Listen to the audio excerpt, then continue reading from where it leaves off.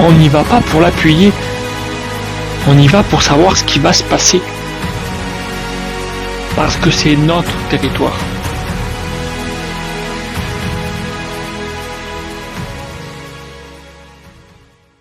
Vous avez fait campagne pour mettre en ordre notre secteur sans pour autant avoir la main sur la sécurité. Comment cela se passe-t-il justement?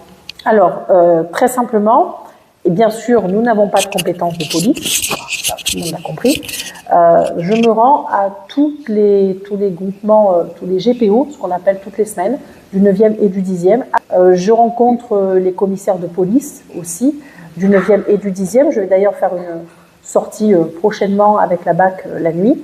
J'essaye de répondre à toutes les personnes qui nous posent des problématiques de sécurité et de leur apporter une réponse. Voilà.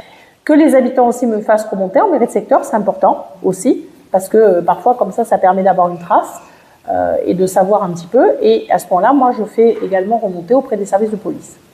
Alors, ça fonctionne, parce que, vous voyez, aux Trois Ponts, on avait de vrais problèmes, de vraies difficultés.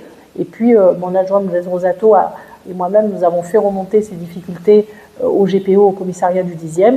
Eh bien, il y a eu des effets, puisque les gens se sont arrêtés, absolument. Donc, nous, on a vraiment... En fait, il faut utiliser tout le pouvoir d'alerte que nous avons. Le peu, j'allais dire, de pouvoir que l'on a, il faut l'utiliser et il faut le mettre en avant. Voilà.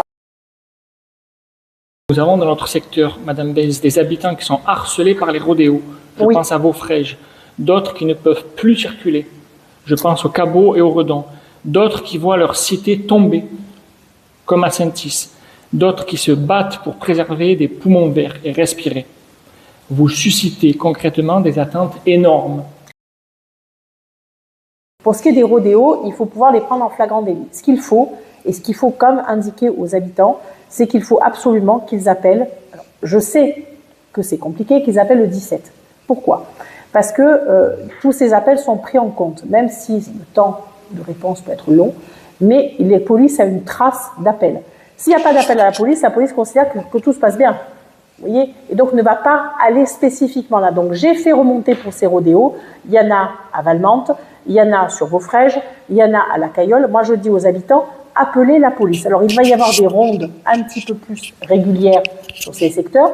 Le rodéo, c'est toujours difficile parce qu'il faut évidemment les prendre en flagrant délit. Moi, j'ai une dame hier qui m'a dit « Je n'appelle pas police secours parce que j'ai peur des représailles ». Quand ils appellent le 17, c'est vrai qu'ils donnent leur nom, mais leur nom n'est pas diffusé.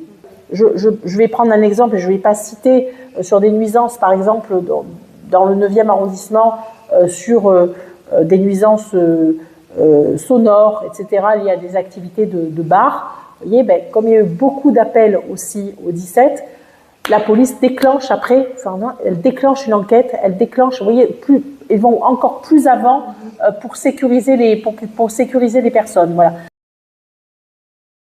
Sur les rodéos urbains, madame, l'été va arriver. Eh oui. Avez-vous déjà eu des garanties de moyens supplémentaires qui seraient déployés sur notre secteur pour cette période sensible? Pour l'instant, pour les rodéos, non.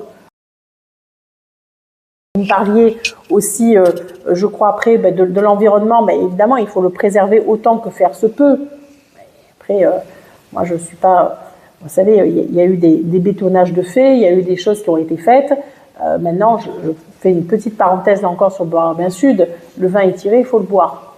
Voilà, il faut le boire de la manière la plus efficace possible pour tous les habitants, encore une fois. Moi, j'essaye de trouver, le message que j'essaye de faire passer, c'est j'essaie de trouver des solutions qui soient satisfaisantes pour tout le monde. Il faut, alors, vous direz, c'est ménager la chèvre et le chou, mais il faut quand même trouver des compromis qui soient les plus satisfaisants pour les habitants et pour leur bien-être. Le message vraiment que j'ai à faire passer, c'est que j'ai à cœur de préserver le bien-être, surtout, des habitants du 9e et des habitants du 10e, autant que je le pourrais.